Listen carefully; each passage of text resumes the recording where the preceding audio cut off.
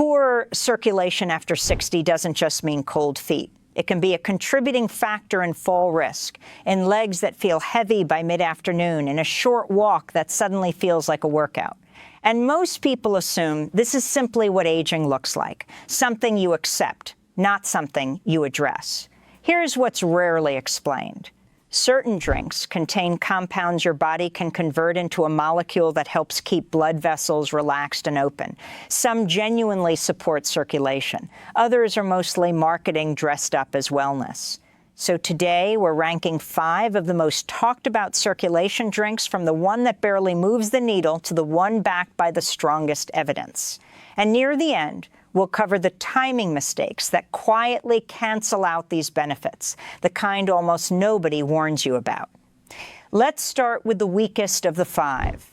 Before we get to the rankings, it helps to understand what's actually happening inside your legs, because this explains why some drinks work and others don't. Your blood vessels aren't rigid tubes. They're active, living structures that expand and contract depending on what your body needs in the moment. The molecule responsible for that expansion is called nitric oxide. It's produced by the thin inner lining of your blood vessels, known as the endothelium. And its job is simple. It signals the surrounding muscle to relax, which widens the vessel and lets blood move through more freely, especially in the smaller vessels that carry blood all the way down to your feet. Here's the part that matters for anyone over 60. Published research on vascular aging, including a study of older adults in their late 60s published in the journal Nutrients, has found that this natural decline is measurable and that it specifically affects blood flow in the legs. The endothelium becomes less responsive over time, nitric oxide production slows, and vessels stay tighter and less flexible than they used to. This isn't a flaw or a failure on your part. It's a well-documented pattern of vascular aging that affects nearly everyone to some degree. Some people simply notice it sooner than others. But here's what it actually feels like day to day, because this is where the science becomes personal. It's not just cold toes. When blood isn't reaching your legs as efficiently, your muscles receive less oxygen and fewer nutrients, which can show up as that heavy, tired feeling by afternoon, almost like walking with weights strapped to your ankles. Waste products from normal muscle activity clear more slowly, which contributes to cramping, especially at night. Minor cuts, blisters, or irritations on the lower legs may take noticeably longer to heal, because healing itself depends on adequate blood supply reaching the area. And for many people, there's a subtle loss of sensation, a kind of numbness or tingling that creeps in so gradually it's easy to dismiss as nothing until one day you realize you've been shuffling instead of walking. Now, the standard advice you've probably already heard, and probably more than once: move more throughout the day. Elevate your legs when you can. Stay hydrated. Wear compression socks. And to be clear, none of that is wrong. These habits genuinely help. But notice what they have in common. They're managing the symptoms of reduced circulation without addressing why circulation declined in the first place. It's a bit like propping open a window to cool a room instead of fixing the heater that's stuck on high. The room gets more bearable, but the underlying problem keeps running in the background. So what actually addresses the root cause? This is where certain foods and drinks come in, and it's worth understanding the mechanism before we rank them, because it's not magic, it's basic chemistry. Your body already knows how to perform. Specific compounds found in some plants, mainly dietary nitrates and certain plant antioxidant groups, can be converted by your body into nitric oxide. When that happens, the same relaxation and widening process gets a natural, temporary boost. And for many people, it's noticeable. Not every drink that claims this benefit actually delivers it in a meaningful way, though. Some contain barely enough of these compounds to matter at all. Others are genuinely well supported by research and worth building into a daily habit. Knowing the difference is what separates a drink that actually helps from one that's just along for the ride. That's exactly what we're ranking next, starting with the one that sounds promising but does the least. Number 5 on this list: green tea. Green tea gets mentioned constantly in circulation conversations, and there's a real reason for that. It contains catechins, a group of antioxidants that research has associated with improved blood vessel function over time, largely by helping protect the endothelium, that inner lining we talked about earlier, from the kind of gradual wear that slows nitric oxide production. That part is genuine, and it's why green tea shows up on so many heart health and longevity lists in the first place. But here's the honest limitation. The effect on circulation specifically tends to be modest, and it builds gradually over weeks of consistent drinking, not hours or days. This isn't a drink that gives you a noticeable in-the-moment shift the way some of the others on this list can. There's also a caffeine caveat worth knowing. In some people, caffeine can actually cause blood vessels to constrict rather than relax, which works against the very effect you're going for, especially if you're someone who already feels jittery or notices your heart rate climb after a cup. If that sounds like you, decaffeinated green tea can offer many of the same antioxidant benefits without that trade-off. And one small preparation note: steeping green tea in water that's too hot, close to a full boil, can actually break down some of those beneficial catechins before they ever reach your cup. Water that's hot but not boiling tends to preserve more of the benefit, along with a smoother, less bitter taste. Green tea is a reasonable habit to build, and it supports overall cardiovascular health in ways that go beyond just circulation. Just don't expect it to move the needle fast, and don't expect it to be the main driver of the changes we're talking about today. Think of it as a supporting player rather than a lead. If you already drink green tea for other reasons, energy, focus, general antioxidant support, there's no reason to stop. It's simply not the drink that's going to make a noticeable difference in how your legs feel by itself, and pairing it with something higher on this list is far more effective than relying on it alone. Each step up this list brings either a stronger mechanism, a faster onset, or research more directly tied to leg circulation specifically, rather than general cardiovascular health. Number 4, unsweetened cocoa. This one tends to surprise people, mostly because it doesn't sound like a health drink at all. Cocoa contains flavanols, plant compounds that have been studied for their role in supporting nitric oxide production and healthy blood vessel function, particularly in the smaller vessels that matter most for circulation in your hands and feet. Unlike the dietary nitrates found in beets and celery, flavanols work by protecting and supporting your body's existing nitric oxide production rather than providing raw material for new nitric oxide, which is a slightly different mechanism, but a genuinely useful one. A study of older adults in their early 70s found measurable increases in leg muscle blood flow within a few hours of consuming cocoa flavanols, which is considerably faster than green tea's slow, gradual build. Here's the catch, and it's an important one. This benefit comes specifically from real unsweetened cocoa powder, not the sugary hot chocolate packets sitting in most kitchen cabinets. Added sugar can work against circulation by contributing to inflammation and blood sugar spikes. So if you're reaching for a sweetened mix, you're likely canceling out much of the benefit before it even has a chance to start. Mixing plain cocoa powder with warm water or milk and sweetening lightly with something like stevia or a small amount of cinnamon if you need it keeps the benefit intact without the sugar trade-off. It also tends to taste far richer than you'd expect once you get used to it. Cocoa done properly is genuinely one of the more promising options on this list, and it's an easy one to fold into an existing routine, especially if you already enjoy a warm drink in the evening. Done carelessly, with sugar and shortcuts, it's just dessert with a health claim attached. There's also a practical upside here that's easy to miss. Because cocoa's effect tends to show up faster than some of the other options, it's a reasonable one to pair with a short walk, roughly an hour before you head out, as a simple way to stack two supportive habits instead of relying on either one alone. Number 3, hibiscus tea. This is the one most people overlook entirely, and it may not deserve to be.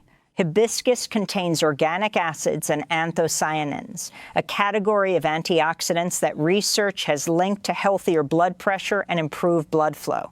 The blood pressure connection is actually central to why it helps circulation at all, since lower resting pressure in the vessel walls tends to go hand in hand with vessels that relax and widen more easily.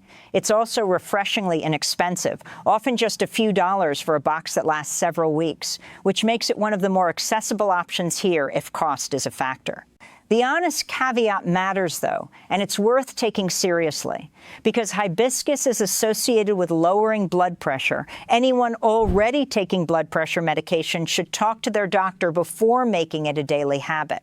Combining the two without guidance isn't something to guess at, since the effects can potentially stack in ways that are worth monitoring. For most people without that concern, steeping 2 tea bags in hot water for around 10 minutes, once in the morning and once in the evening, is a simple, affordable way to build this into a daily routine. The flavor is tart, almost cranberry-like, and it holds up well served cold, too, which some people find easier to stick with in warmer months. What makes hibiscus worth highlighting is how well it fits into a routine without much friction. It requires no juicer, no fresh produce that spoils within days, and no real preparation beyond boiling water. For anyone who wants to start building one of these habits but isn't ready to commit to juicing vegetables every morning, this is often the easiest place to begin, even if it isn't the single most powerful option on the list. Number 2, celery juice. Celery earned an odd reputation over the past few years, mostly tied to unrelated wellness claims that had little scientific backing. But for circulation specifically, there's real substance here that's worth separating from the hype. Celery is notably high in dietary nitrates, and your body converts these nitrates into nitric oxide through a process that starts with bacteria on the surface of your tongue and finishes with your stomach acid. A pathway that's genuinely well documented rather than a stretch of biology. It's the same basic pathway beetroot juice relies on, which is part of why these two tend to be grouped together as the more evidence-backed options on this list. The trade-off is the taste, and it's worth being upfront about that. It's salty, earthy, and green tasting in a way that isn't universally pleasant. Fresh celery run through a juicer is the version the research is actually based on, not a bottled substitute or a smoothie where the celery flavor gets buried under fruit. For those willing to push through the taste or willing to blend it lightly with a small amount of apple or lemon to soften the edge, this is one of the stronger, more consistent options on the list. One more thing worth knowing: freshness matters more here than with most of the other drinks. The nitrate content in celery juice begins to break down fairly quickly once it's juiced, so drinking it right after preparing it, rather than making a batch to store for a few days, makes a meaningful difference in how effective it actually is. If celery earns its place through a well-documented pathway, our number 1 takes that same pathway and simply supplies far more fuel for it, which brings us to number 1, beetroot juice. Beets contain the highest concentration of dietary nitrates of anything on this list by a meaningful margin. A clinical study of healthy older men published in the journal Nutrients measured blood flow directly in the leg's femoral artery after beetroot juice and found a measurable improvement within a few hours. The mechanism is the same nitrate to nitric oxide conversion we just covered with celery, just delivered in a significantly higher, more concentrated dose per serving. This is part of why beetroot juice is one of the more frequently studied options for circulation in older adults. It simply delivers more of the raw material your body needs more reliably than anything else on this list.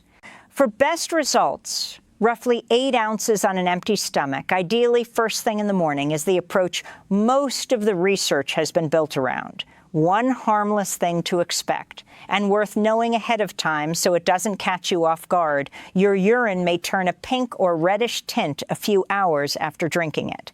That's simply called bacteria. It's completely normal, and it happens in a notable share of people who drink beets regularly. The one real caution worth flagging: beets contain oxalates. So if you have a history of kidney stones, this is genuinely worth discussing with your doctor before making it a daily habit. Of everything on this list, beetroot juice has the strongest evidence behind it, the most noticeable effect for most people, and the most straightforward way to use it consistently. It's the one we'll build the rest of this plan around. A few practical notes if you're trying this for the first time. Pre-bottled beet juice with no added sugar or preservatives works just as well as juicing fresh beets at home, so this doesn't need to be complicated or expensive to get right. And if the earthy taste is difficult to get used to at first, diluting it slightly with a small amount of water or mixing it with a splash of apple juice can make it easier to stick with without meaningfully diminishing the benefit. That's the full ranking, from the gentlest option to the one with the most research behind it. But knowing which drink to choose is only useful if you're also using it the right way, and this next part is where most people, without realizing it, quietly cancel out the benefit before it even has a chance to work. Now that you know which drinks actually deliver, let's talk about how people quietly undo the benefits without realizing it. Because the drink itself is only half the equation. How and when you use it matters just as much, and this is the part almost nobody covers. Start with timing. Most of the research behind these drinks, especially beetroot and celery juice, points to drinking them on an empty stomach, ideally first thing in the morning before breakfast. This isn't a strict rule carved in stone, but food in your stomach can slow how efficiently these nitrate compounds get absorbed, since your digestive system has more competing work to do. If you can, give it 30 minutes or so before eating anything else, even something as simple as your morning coffee or a piece of toast. Here's the mistake almost nobody warns you about: using mouthwash right after drinking something nitrate-rich. Remember that conversion process we talked about earlier, where bacteria on your tongue turn nitrates into nitrites before your body finishes converting them into nitric oxide? Antibacterial mouthwash is specifically designed to kill bacteria, and it doesn't distinguish between the harmful kind and the kind your body actually relies on for this process. So if you rinse right after your morning beetroot juice or celery juice, you may be wiping out a meaningful part of the benefit before it even gets a chance to work. If mouthwash is part of your daily routine, it's worth shifting it to a different time of day, later in the morning or before bed, rather than right after these drinks.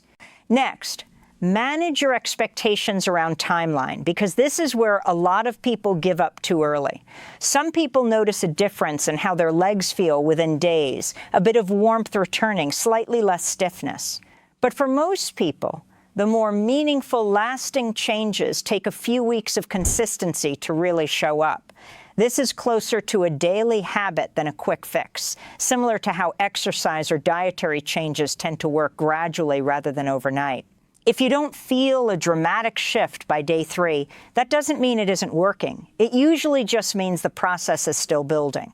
And this next point matters more than any of the others we've covered. Nothing here replaces medical care. If you're on prescribed medication for blood pressure, circulation, or anything else, don't stop or adjust it based on adding a new drink to your routine, no matter how promising it seems. Talk to your doctor first, especially since some of these, like hibiscus, can also affect blood pressure on their own. These drinks work best as a supportive habit alongside medical guidance, never as a replacement for it. Finally, watch what you're actually buying, because packaging can be misleading. Many bottled versions of these juices, especially pomegranate or cherry-based ones, come loaded with added sugar, which can work against the very benefit you're going for by contributing to inflammation. Reading the label and choosing the pure, unsweetened version, even if it costs a little more, makes a real difference in whether you're actually getting the benefit you're paying for. Small habits done consistently and correctly tend to outperform anything done inconsistently, no matter how promising it sounds on paper. Think about two neighbors, both in their late 60s, both noticing the same thing. Stairs that used to feel effortless now leave their legs feeling heavy by the second flight. This isn't a specific case study, just one way this can play out. The first one shrugs it off. That's just what happens when you get older. He keeps his routine exactly the same. Same coffee every morning, same evenings on the couch, and quietly starts avoiding stairs when he can, taking the elevator instead, parking closer to the door. Not because anything dramatic happened, just a slow, almost invisible narrowing of what feels comfortable. The second one gets curious instead of resigned. Nothing extreme, just one small swap. Her morning coffee becomes beetroot juice on an empty stomach, and she adds a short 10-minute walk afterward. That's it. No gym membership, no overhauled diet. The first few weeks, honestly, not much feels different. Results vary from person to person, and for some, it takes longer, or the change is more subtle. But over time, for her, something shifts.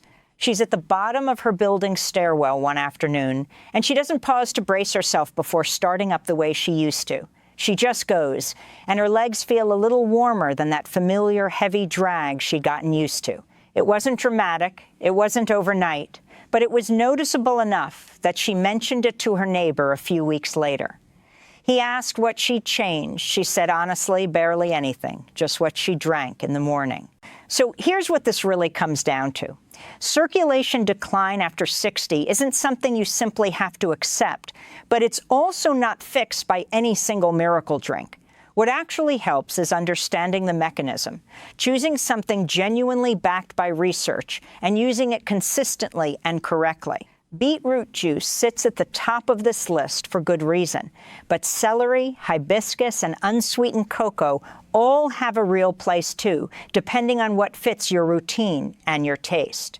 Quick reminder, this video is for educational purposes only and isn't medical advice.